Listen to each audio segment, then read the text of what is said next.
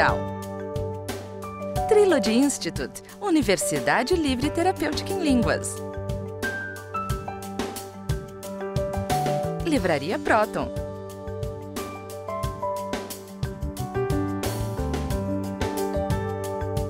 Instituto Kepp Pacheco de Ciência e Tecnologia. Boa noite, telespectadores. Estamos dando início a mais um programa, O Homem Universal, que trata dos assuntos relacionados ao interesse do homem do terceiro milênio, aquele que vai aliar dentro de si mesmo e na sociedade o sentimento, o pensamento e a ação correta. É o homem consciente, o homem que vai então ter condições de dar uma grande expansão à civilização do terceiro milênio, não só no Brasil, como em outros países também, não é, Dr. Kepp? Gostaria de dizer boa noite ao senhor. Boa noite, Cláudia. Eu gostaria de conversar um pouco com você sobre o nosso trabalho feito na Europa, nos Estados Unidos. Você se lembra que quando eu fiz isso que eu chamo trilogia analítica no Brasil? Sim. Nós participamos de um congresso de psicologia humanística em Geneve, na Suíça. Me lembro perfeitamente. E lá um indivíduo, um médico, né, chamado Sven Repstorff, Médico sueco. nos levou para a Suécia, preparou conferências e nós começamos a levar o trabalho para a Suécia, Alemanha, Itália e Inglaterra, né, Portugal. Sim. E teve um grande desenvolvimento. Então eu gostaria que os ouvintes, quer dizer, os telespectadores, soubessem o motivo porque o mundo todo se encantou com o nosso trabalho. Então eu queria dizer o seguinte, que por causa dos meus conhecimentos de metafísica, então eu fiz uma junção entre as descobertas da psicologia, chamado em alemão Tiefenpsychologie, quer dizer, a psicologia da profundidade.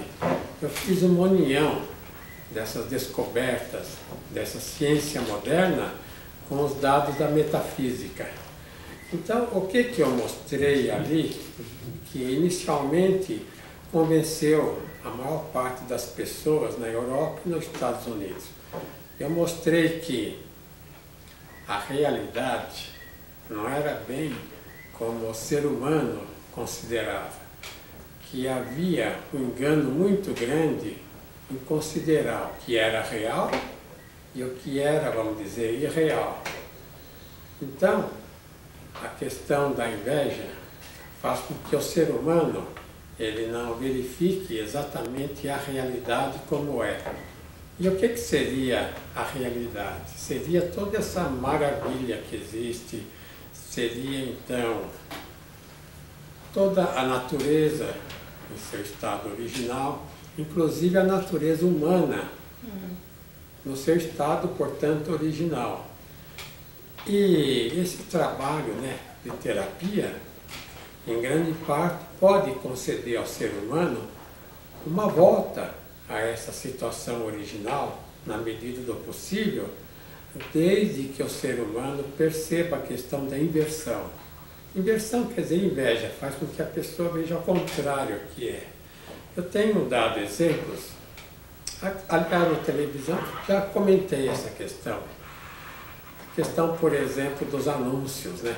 Os anúncios dizem beba bebida tal e usufrua a vida bem. Se o anúncio falasse a verdade, sem essa inversão, diria beba bebida tal e adquira uma cirrose no fígado dentro de poucos anos. Ou então fume tal cigarro e adquira uma doença pulmonar em 1 ou 2 anos. Ou então, como nos Estados Unidos, eles fazem muito viajar para as Bahamas. Viaje para as Bahamas e adquira rapidamente uma sífilis. É uma doença venérea qualquer. Um AIDS e morra em pouco tempo dessas doenças.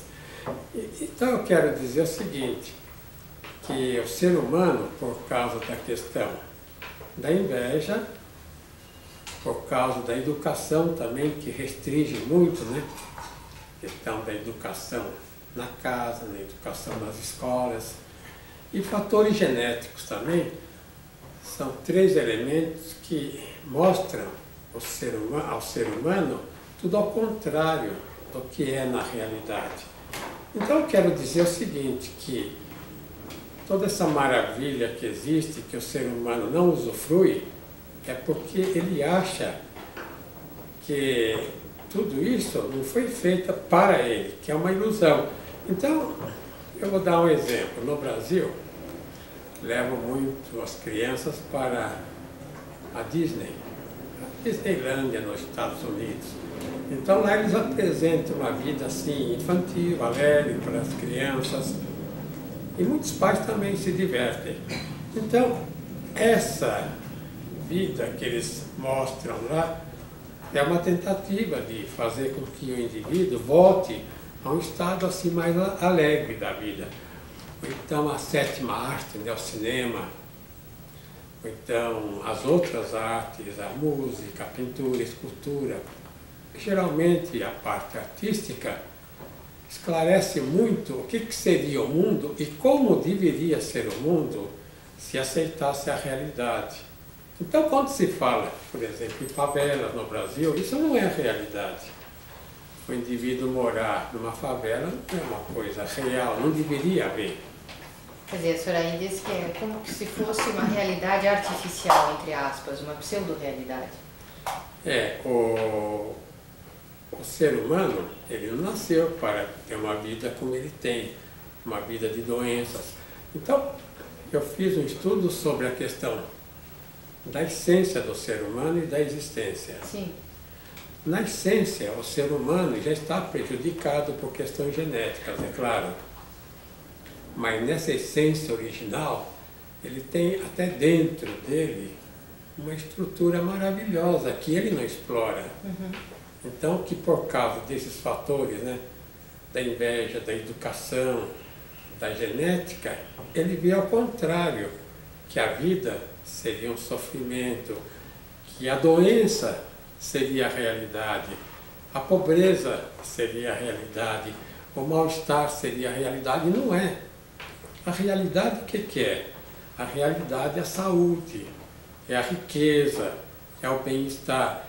E isso a sociedade não usufrui ainda por causa de uma ideia invertida que tem sobre isso.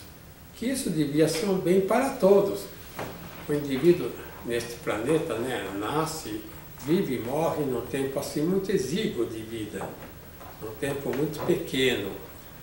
E do nascimento à morte, ele deveria ter uma vida totalmente diferente do que ele tem.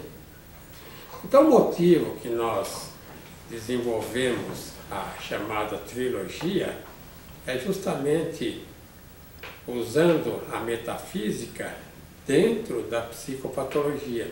Quer dizer, usando as descobertas da teologia, né, a revelação, e usando também as descobertas da filosofia. Então eu quero dizer o seguinte, que não é só um campo que vai dar a resposta a todos os problemas. Então, existe uma tendência, né, do indivíduo achar, por exemplo, na música.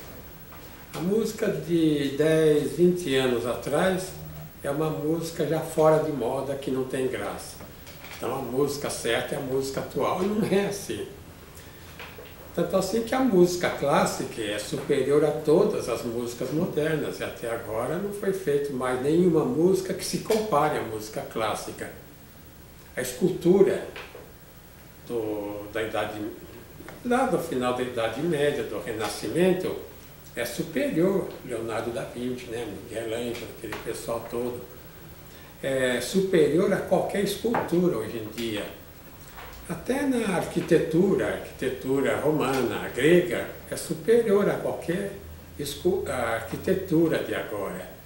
Então quero dizer isso, que essa ideia de que o passado está cheio de erros e o presente é que vai trazer algo diferente, algo de fato para valer, é uma inversão total. Então eu queria dizer o seguinte também, que o André Kepp, ele escreveu um livro A Origem da Terra. É um livro antigo, de uns 10 anos atrás. Esse livro, ele tenta mostrar que, por exemplo, questões de vulcões, de tornados, de tremor de terra, de destruição geológica, etc., é uma questão assim que não é bem da natureza. Porque muitas pessoas podem dizer, então, se a natureza é assim tão boa, por que na Terra tem, agora Estados Unidos, né, esses tornados lá que matam tantas pessoas, os vulcões que explodem aí, soterram cidades, então a natureza não é assim tão boa. Então, nesse livro do André, está uma resposta para isso, mostrando que a Terra que nós vivemos atualmente é mais obra do homem, devido da patologia humana, guerras do passado, da Atlântida. Então, que a Terra, o planeta nosso, se tornou uma espécie de monstro de Frankenstein também, como a grande parte da humanidade é, e impinge isso ao povo como se a verdade fosse o mal-estar, a doença, etc. Mr. Kepp, nós temos que interromper esse bloco, que estamos no nosso final, mas vamos retornar no próximo segmento, e eu gostaria então de falar uma série de coisas que me vieram quando o senhor ia dizendo, e que os nossos telespectadores também devem ter pensado. Até já.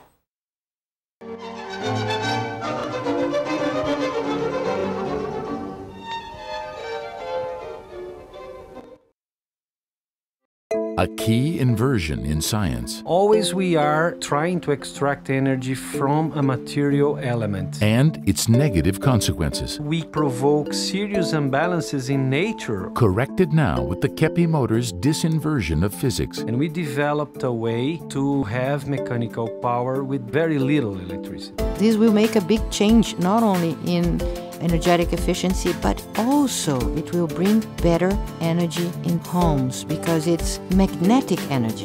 The Kepi Motor, new technology for a new world.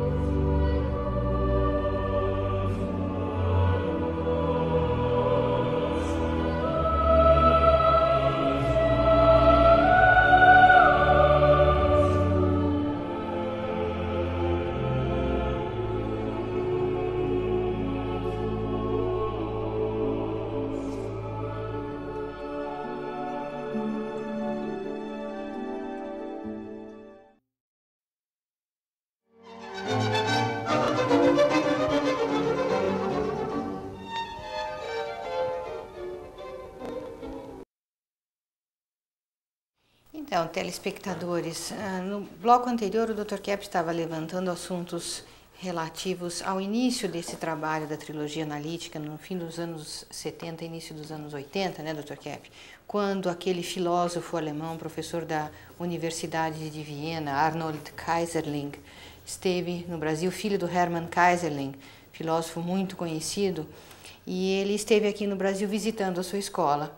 E dizia, então, na época, que a sua escola poderia dar uma grande ajuda ao povo europeu, porque ele achou muito fantástica a questão do senhor fazer uma psicoterapia orientada, ou uma psicologia orientada justamente para o enaltecimento ou desenvolvimento dos aspectos sãos da pessoa. Mas, como o senhor estava dizendo aí a respeito da inversão, Dr. Kepp, quando o senhor falou sobre a inversão, logo a gente pensa que o indivíduo que tem ideais, que ele quer, por exemplo, uma sociedade justa, honesta, e ele acredita que isso vai existir um dia, que são os ideais famosos, por exemplo, dos quinto imperialistas de Portugal, ou do mundo todo, ou essas ideias de milênio, né, do milênio de paz.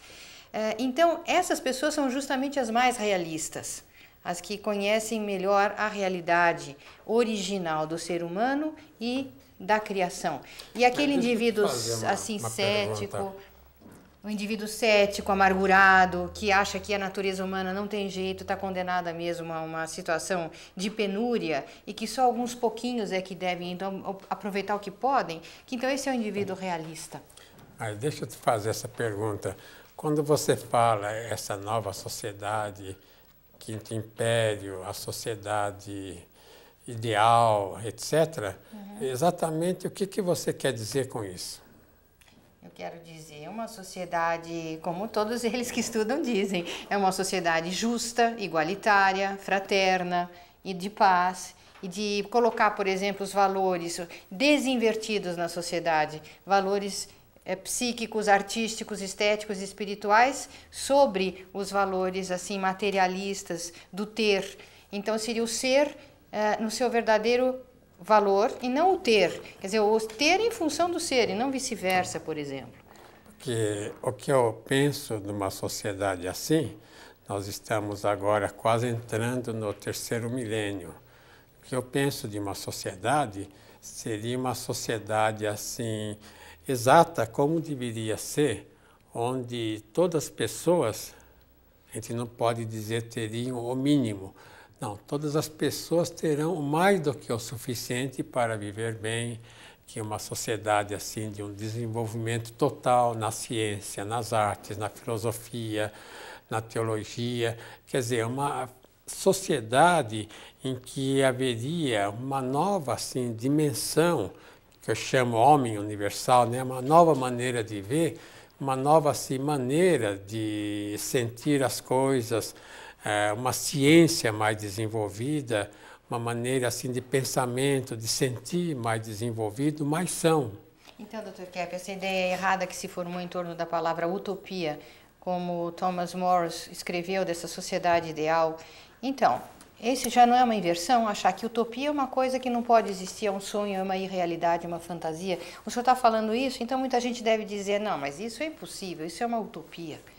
O que eu penso de uma sociedade assim, é uma sociedade em que teria os valores científicos, filosóficos e teológicos, assim, na sua devida proporção. Não agora que, por exemplo, o indivíduo quer saber alguma coisa de Deus, ou ele imagina, então ele vai numa igreja lá ele ouve o pastor, o padre, etc. Ou então ele quer aprender alguma coisa de ciência, tem que ir para uma universidade, ou de filosofia também, numa academia, numa universidade. Então, quero dizer o seguinte, que, por exemplo, a questão da teologia, que o pessoal vê as igrejas assim como uma espécie de repugnância às vezes, porque parece que é um ambiente meio assim carregado, meio primitivo, né? Mas eu vejo, por exemplo, na teologia, algo assim de muito otimismo.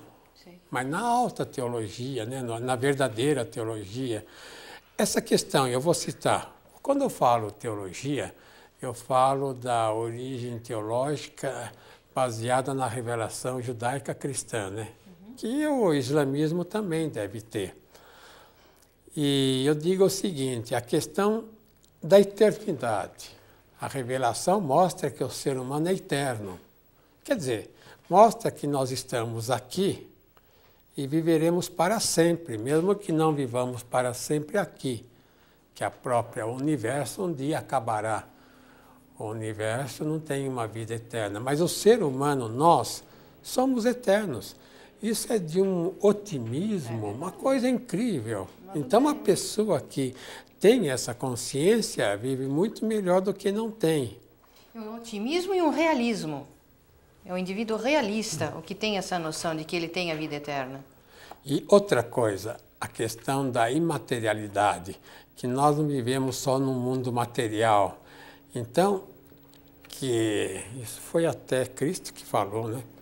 Que podem destruir a matéria, mas não podem destruir o pensamento, o sentimento. Então, que o que nós pensamos, que a parte, vamos dizer, imaterial, a parte espiritual é eterna, que ninguém pode impedir que a gente pense isso e deseje aquilo, ninguém pode interferir no interior do ser humano. Sim. É uma liberdade que existe nessa revelação, algo assim, que a pessoa que tem consciência disso se sente muito bem. E um terceiro elemento que eu acho fantástico é a liberdade, né? O ser humano não pode ser impedido de pensar o que ele quer. ele não pode ser impedido de ter, por exemplo, aquele pensamento que ele desejar ter ou então o sentimento que ele desejar ter. Então ele não é obrigado a seguir uma orientação assim de uma ditadura, de um poderoso louco, de uma orientação louca, como a gente vê muito, olha, vê muito na Europa, olha, é bom não desejar aquela orientação aqui, não. Senão daqui a pouco a gente está recebendo bomba na cabeça, Exatamente. né? Como os europeus estão atualmente. Mandando os nossos filhos para a guerra, para servir de bucha de canhão, como se fala na linguagem popular. Então eu acho que a revelação, para a pessoa que entende mesmo os aspectos básicos, é de um otimismo incrível, Cláudia. A pessoa se sente bem. Agora, essa revelação, como eu falei, não é para uma igreja, não é para um templo. Isso deve ser para toda a humanidade. É claro. É algo que todos deviam tomar consciência. E não só a teologia, como eu falo, mas os dados, então, da filosofia que eu tenho abordado na televisão. É muito importante que o povo viva esses elementos. Como eu falei agora, né? Que na essência o ser humano pode ter uma felicidade incrível se ele voltar possível que possa na origem dele. Então, Dr. Kepp, voltar à origem seria como que voltar a essa integração desses elementos, inclusive voltar a uma sabedoria enorme, né? Uma ciência assim fantástica. Isso seria voltar à origem. A origem não só na filosofia como na ciência. Porque pelos dados que nós temos agora, aliás, está no livro do André mesmo, pelos dados que nós temos agora, a ciência do passado era muitíssimo superior do que a ciência do presente. Sim. Existe aqui uma fotografia de um crânio que foi descoberto num país... Crânio de cristal, né? É. E que mostra que atualmente nós não teríamos, por exemplo, os meios. Esse aqui é. Vê se consegue focalizar. De fabricar, por exemplo, uma peça assim de cristal desta maneira. Estão vendo? Isso é antiquíssimo, né? Então, vamos dizer que a Terra já teve muito mais progresso do que tem atualmente. Dr. Kepp, não vamos tão longe. As próprias catedrais medievais já não se tem mais condições de construir. Então, o que eu acho, Cláudio, é que nós estamos em vias de entrar mesmo nessa filosofia cósmica, nesse mundo cósmico, em que a Terra teria contato com outras civilizações no espaço, como todo mundo fala. Se uma pessoa não admite que existem civilizações interplanetárias aí, civilizações em outros planetas, então está totalmente fora da realidade. Isso é uma realidade que qualquer pessoa tem que ter na cabeça. Então estamos em vias de entrar nesse mundo cósmico, nesse mundo fantástico, e que nós teremos um progresso assim de um ano, vamos dizer, um progresso de 1 milhão de anos. Dr. Kepp, inclusive essa civilização cósmica que o senhor está mencionando, essa civilização universal super adiantada, é uma civilização que tem altos níveis, né, de estética. O senhor estava mencionando aí a sabedoria que existe nas artes. E agora, nos últimos estudos sobre energia e formas, a gente sabe, né, Dr. Kepp, que as formas ideais, por exemplo, da Grécia Antiga, são formas que têm uma grande energia. Por exemplo, aqui tem várias pessoas. Vou perguntar para eles, vocês não gostariam de viver 300, 800 anos de imediato? Aí todos eles falaram que gostariam, claro, né? Imensamente, é claro, né? Vivendo bem, né? Numa sociedade de beleza, de paz, de tranquilidade, de harmonia, quem não gostaria? E isso não é utopia. Vamos falar então aqui para os nossos telespectadores. Isso não é utopia, não é sonho. Isso é uma realidade possível de ser realizada agora. Começar a ser realizada agora. É isso, Dr. Kepp? E esse começo dessa civilização poderia ter dado início nesse momento. Quer dizer, agora, se o ser humano decidisse assim. Nós já podíamos ter uma sociedade assim, não tivemos, porque os poderes, não digo o poderzinho do Brasil, mas os poderes lá de cima, lá, sim, americanos e europeus, não deixaram. Exatamente. Inclusive a escola Millennium, que o senhor ajudou a formar e ajuda a dar orientação, não é? Essa escola visa a formação dessa nova mentalidade, a mentalidade do homem universal. Então, dentro de instantes, nós vamos ter, inclusive, alguns professores convidados aqui para falarem sobre o assunto. Até já.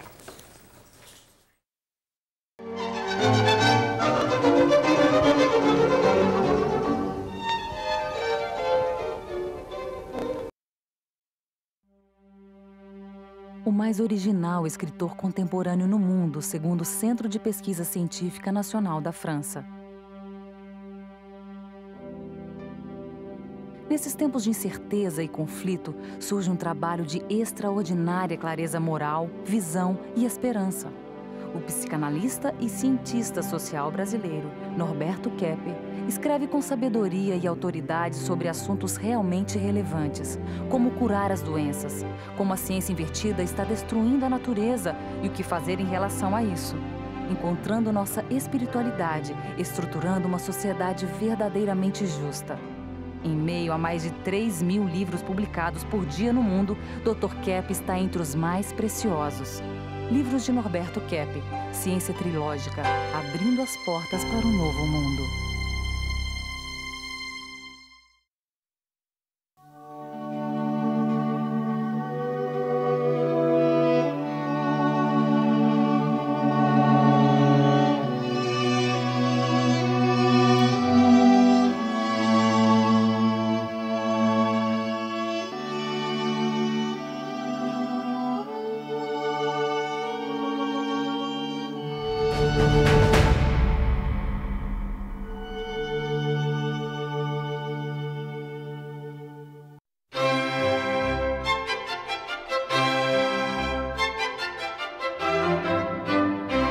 Este livro tem a finalidade de analisar o motivo pelo qual a espiritualidade foi colocada em plano secundário dentro da existência do ser humano. A humanidade está rebaixada a um plano inferior, sensorial e materialista, necessitando urgentemente retornar ao seu nível normal, onde a vida psíquica tem a total predominância. Leia Teologia Trilógica Científica, de Norberto Keppe, e participe dessa enorme mudança interior e exterior que já teve início na Terra com os indivíduos mais realistas.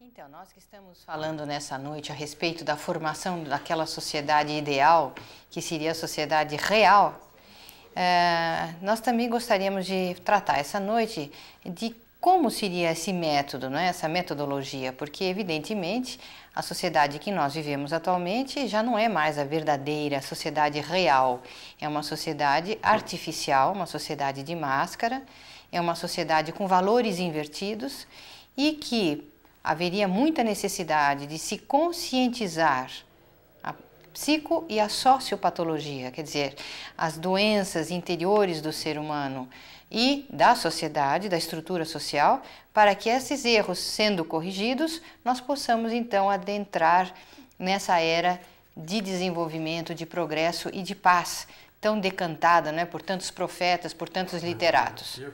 Não é só assim fazer uma nova sociedade. É interessante esse fato. E Fulton Sheen, que era um bispo lá em Nova York... Sim, famoso, tinha um programa de rádio muito ouvido. Às 6 horas Nova York parava. Sim. Então, durante 5 minutos, 10 minutos, todas as pessoas ouviam. Fulton Sheen falava. Ele que introduziu no rádio esse tipo de locução, assim, dando uma explicação filosófica qualquer, e teve enorme repercussão nos Estados Unidos. De certa forma, né, nós estamos também introduzindo isso agora no campo cultural aqui na televisão no Brasil. Então, o Fulton Sheen disse algo que eu achei muito interessante, que sempre uma coisa do presente é uma repetição do passado. Então, uma sociedade perfeita que a gente pensa em realizar não é que seria uma sociedade totalmente diferente de qualquer outra que houve. Sim. Seria, então, uma sociedade de volta ao passado, esse passado perfeito que a Terra já teve e que foi destruído por causa, eu acredito, mas por causa da inversão. Então, uma sociedade assim, de total bem-estar, de felicidade, em que todas as pessoas teriam todo o necessário para viver bem, inclusive uma filosofia de vida, uma ciência otimista, seria um retorno ao passado, compreende? Compreendo. Tudo de bom que nós poderíamos ter no presente e no futuro seria uma volta a um passado onde já houve isso. E falando, então, em sociedade com valores invertidos, Dr. Kepp, eu acho que nós poderíamos responder uma pergunta de uma telespectadora que fala que o que ela deveria fazer quando ela tem um filho meigo, bondoso, mas é só ficar na companhia dos amigos para fazer o que não deve. Ficar na rua até tarde, beber, e é muito influenciado por essa turminha. Na casa ele é ótimo, mas com os amigos, então, como que ele entra nessa imitação da conduta dos amigos? E o que os pais poderiam fazer nesse caso? Mas é terrível, né, Cláudia, essa situação social do momento em que os valores negativos são incentivados, assim, questão de bebida, questão de álcool, de fumo, né, maconha, as drogas, em que esses valores, assim, entre aspas, que esses vícios, né, são totalmente incentivados, e nesse caso o jovem, né, tem que acompanhar. Exato. Isso existe muito nas escolas, por influência até da TV, que praticamente empurra. Dr. Kepp, agora essa questão das armas. Criancinhas indo para a escola armadas, atirando nos colegas ou em casa. Mas, claro, quando nós estivemos nos Estados Unidos, de 84 a 88, as crianças já iam armadas para as escolas. Nos Estados Unidos, isso é um problema, assim, já totalmente fora de controle. É uma influência, vamos dizer, uma influência negativa da civilização americana no mundo todo, que inclusive através dos filmes incentiva.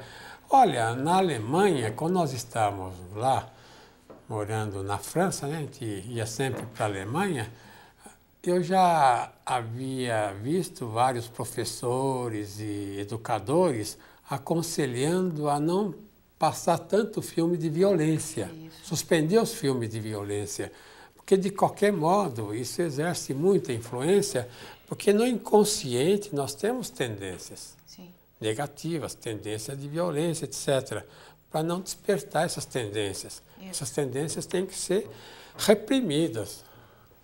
Então, eu acho que essas mães muito preocupadas com isso precisariam dar essa orientação para os filhos, né? Falar, abrir o jogo. Olha, Cláudia, algo muito interessante no Brasil. Os pais atualmente, eu acho que antigamente não era assim. Os pais atualmente não falam com os filhos, não falam a verdade. Sim. Se o filho é um pilantrinha, se o pai falasse, olha, fulano de tal, você está bancando pilantrinha, isso não vai ser bom para você. O filho se mancava, sabe? Porque é interessante esse fato que os filhos ouvem muito os pais. Os pais podem ter certeza disso, mas os pais precisam abrir a boca, falar. Ter coragem de enfrentar. Inclusive, Dr. Kepp, olha, a psicologia nesse caso fez um papel muito desagradável na educação, porque achando que se disser não para a criança, se mostrar uma certa repreensão à pessoa, que então isso vai prejudicar, vai criar um trauma. É justamente o contrário. Deixar as tendências à vontade, não pode. Não pode. Se a pessoa deixa as suas tendências naturais, vamos dizer, as tendências naturais são misturadas com tendências ruins, com impulsos ruins. A genética já está muito perturbada atualmente. Então a pessoa deixa manifestar tendências ruins. A pessoa tem que o tempo todo se Contei, o tempo todo. E o que aconteceu? Chegou a um tal nível que as escolas viraram um campo de guerra. Não só nos Estados Unidos, isso está acontecendo agora no Brasil e na Europa também acontece. Que os professores morriam de medo de dar aula, porque os alunos vêm ameaçá-los com armas brancas ou com armas de fogo e atacam mesmo os professores. Agora, temos aqui a Luciara, né? Uma Luciara moça Avelino. De Brasília. Sim, boa noite. Isso, boa noite, Luciara. Que ela é diretora da nossa escola, né? Milênio, né? É diretora da Escola de Línguas. Está gostando do seu cargo lá? Sim. Bom, a Luciara fez estágios, né, em psicanálise integral, estudou nos Estados Unidos e na França, em Paris. E, então, Luciara, eu sei que a senhora aplica muito nas suas aulas, na pedagogia da Escola Milênio, a questão da psicanálise integral. E um ponto que a senhora levanta sempre nas suas aulas é o problema da censura e como que isso é visto na educação integral. Exatamente. O Dr. Kepp falou agora da questão, né, de um exemplo dos pais que não falam a verdade para os filhos. Isso a gente vê também que é uma censura que é feita não só no chamar a atenção dos filhos, é uma censura que os pais fazem com os filhos. Quer dizer, não falando já é uma censura. Já é uma censura, uma censura enorme. Cláudia, não falar que é censura. Isso. Quando o pai é muito censurado, como ele está falando, e o filho tem um defeito e não fala, está censurando aquele defeito. Exatamente. Então esse problema da censura é tratado muito na Escola Milênio. Muitos alunos vêm, às vezes, com problemas assim. Eu tenho um aluno que veio, inclusive essa semana, dizendo que eu não aprendo, eu tenho uma dificuldade, eu tenho bloqueios. Então eu fui e falei para ele, mas você é um bom aluno, você está aprendendo. Aí ele disse assim, não, eu não estou aprendendo. Então ele falou, aí eu perguntei para ele, mas então como que é isso? O que você acha da escola, da aula de francês, né? Porque eu dou aula de francês. Aí ele disse assim, é porque eu não entendo, na hora que eu vejo um filme, eu não entendo. Aí eu perguntei para ele o que ele achava fui entender essa censura que ele estava fazendo, a aprendizagem lá, da aprendizagem do francês. Aí ele disse, bom, eu não estou aprendendo porque eu não consigo ver o filme.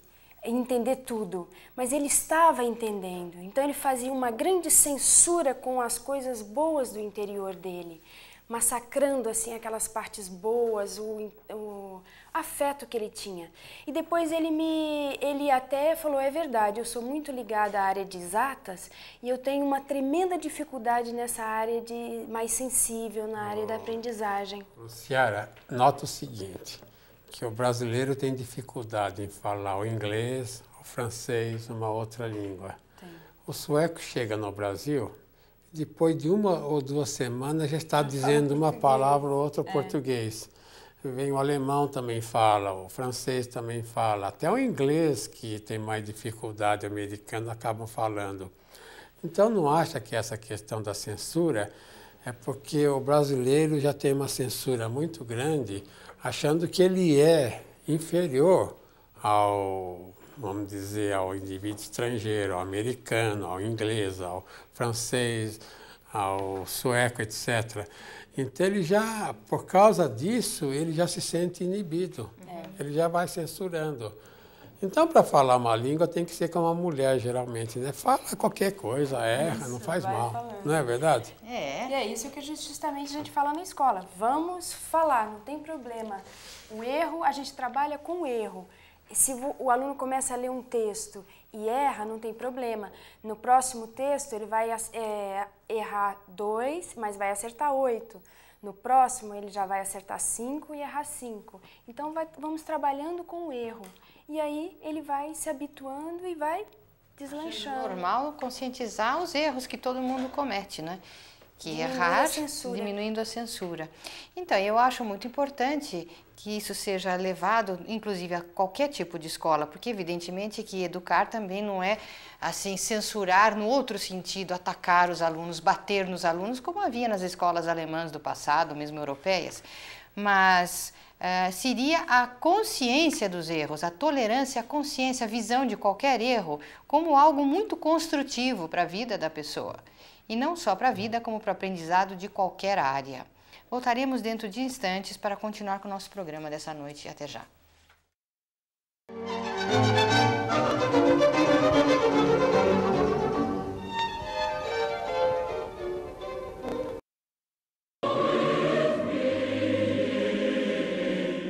A origem das enfermidades psíquicas, orgânicas e sociais. A capa deste livro constitui uma homenagem ao grande psiquiatra francês Philippe Pinel, que no ano de 1798 libertou os doentes mentais das prisões que os amarravam fisicamente a verdadeiras masmorras que eram os hospitais psiquiátricos. A intenção do psicanalista Norberto Kepp com este livro também é a de libertar os doentes psicológicos de seus sofrimentos, ansiedades e angústias, que são os grilhões internos que acorrentam o ser humano às suas enfermidades.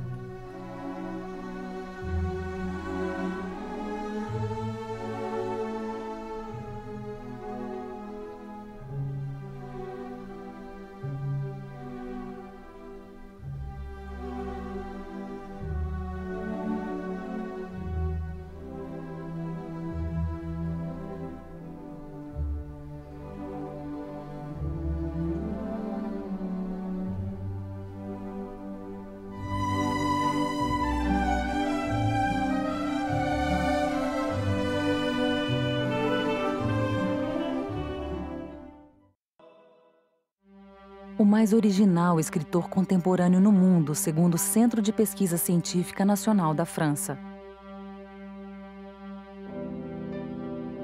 Nesses tempos de incerteza e conflito, surge um trabalho de extraordinária clareza moral, visão e esperança. O psicanalista e cientista social brasileiro, Norberto Kepp, escreve com sabedoria e autoridade sobre assuntos realmente relevantes, como curar as doenças, como a ciência invertida está destruindo a natureza e o que fazer em relação a isso, encontrando nossa espiritualidade, estruturando uma sociedade verdadeiramente justa. Em meio a mais de 3.000 livros publicados por dia no mundo, Dr. Kepp está entre os mais preciosos. Livros de Norberto Kepp, Ciência Trilógica, abrindo as portas para um novo mundo.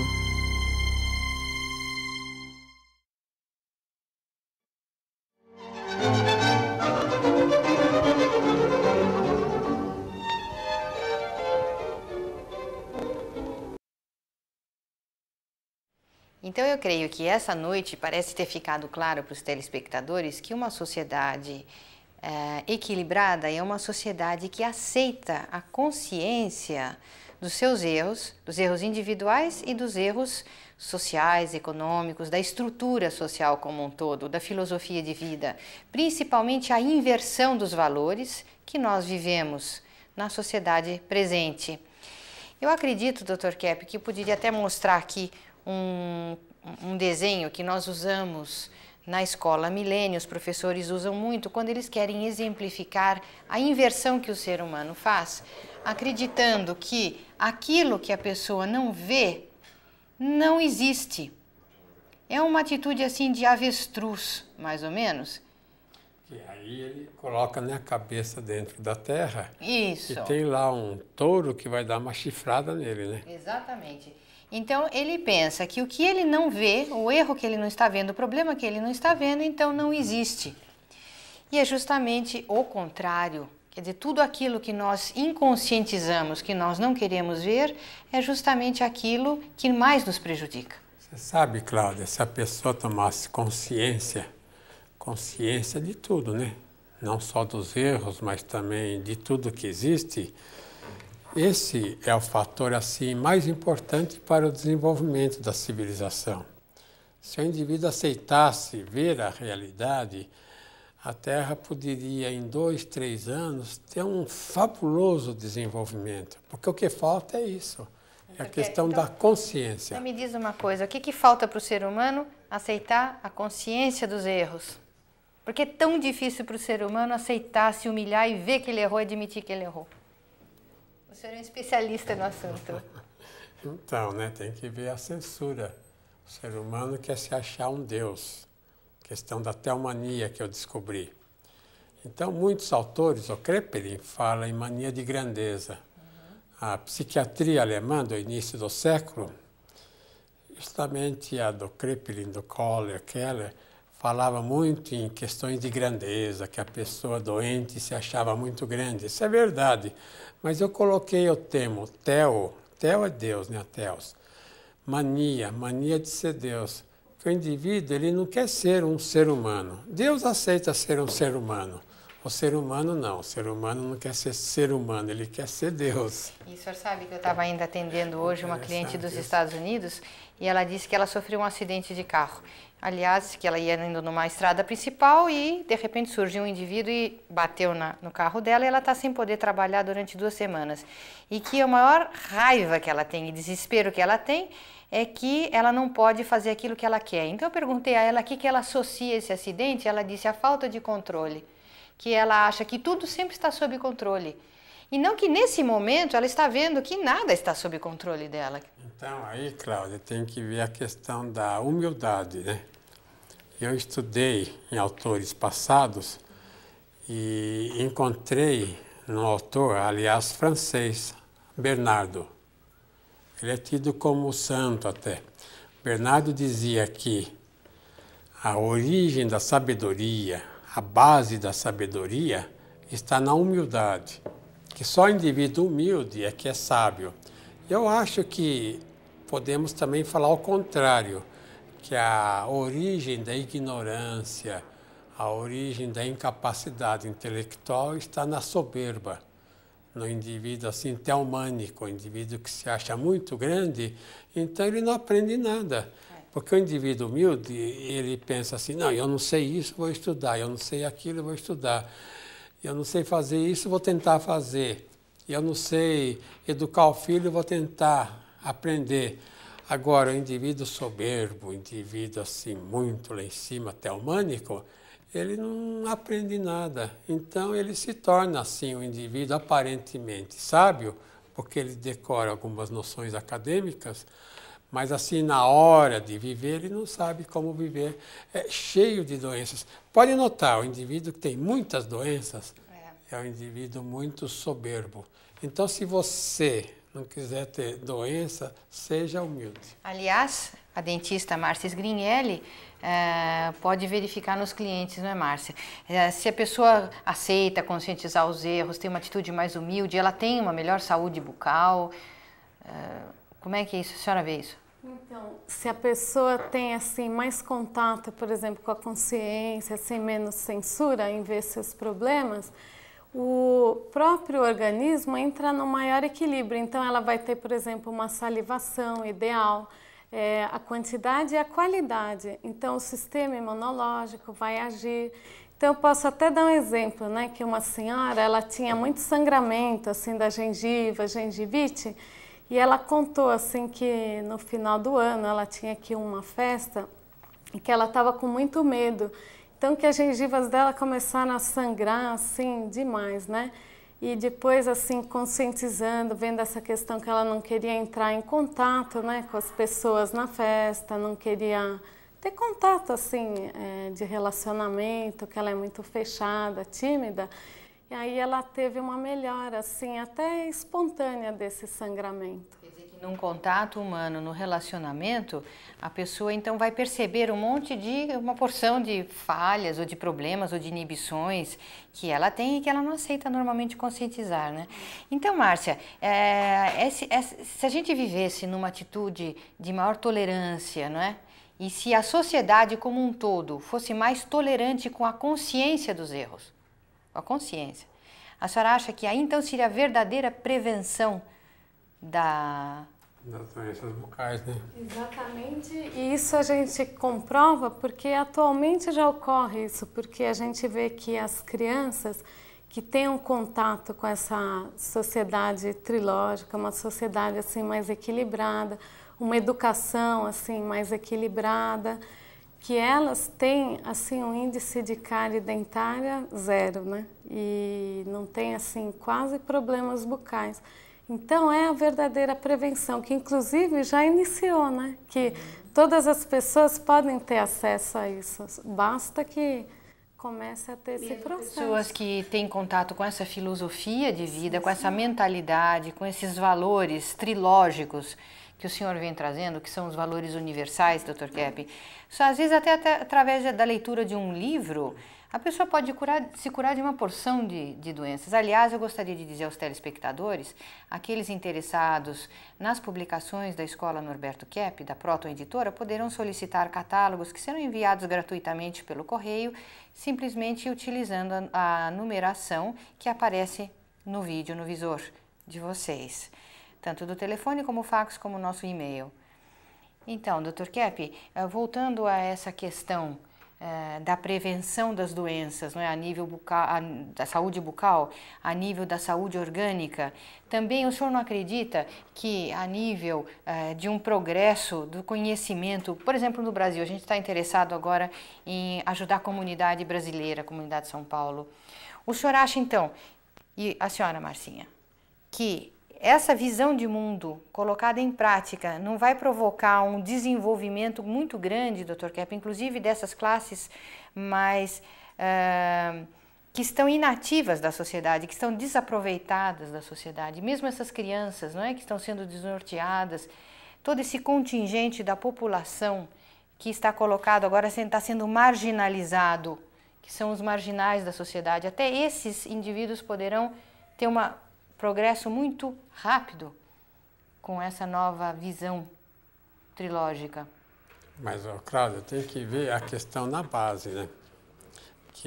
Por que a sociedade está assim tomando essa atitude a respeito, por exemplo, da questão de empregos? Então, até eu tenho aqui um exemplo que eu posso fornecer, que esse esquema aqui, por exemplo. Vejam o seguinte, que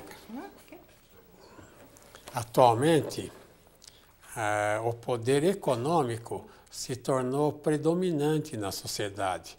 Então tem que ver essa orientação errada. Estão vendo aí? O poder econômico domina as profissões, domina aí os estudos, domina a pesquisa, domina as diversões. Então está mostrando que o poder econômico é o maior poder entre todos atualmente.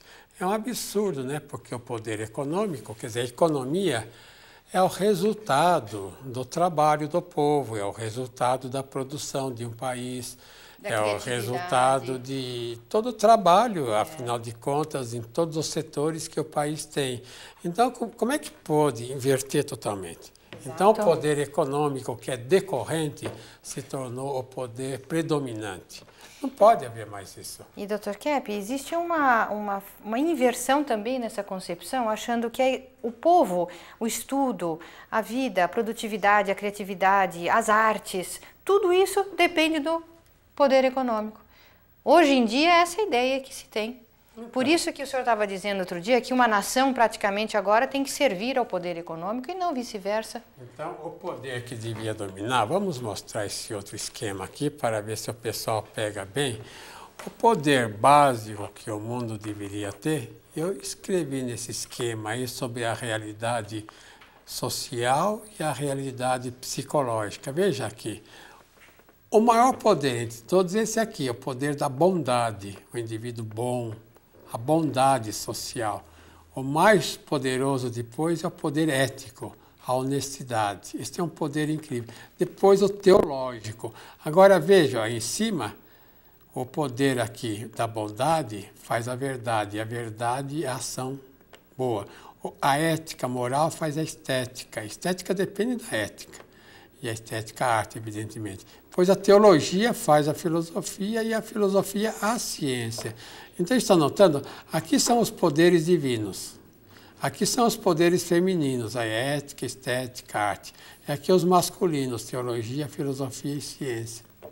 Dr. Kepp, então, Aqui o senhor coloca os poderes femininos entre Deus e o homem. O ser humano. Então, se a mulher falha aqui, está tudo mal. Se a mulher falhou... Aí, então, se ela falha colocando a inveja, por exemplo, aí... E ela tem falhado bastante, né, Kátia? Esse assunto das mulheres nós vamos ter oportunidade de voltar a tratar nos nossos programas. E eu gostaria, então, de agradecer aos telespectadores. Até lá.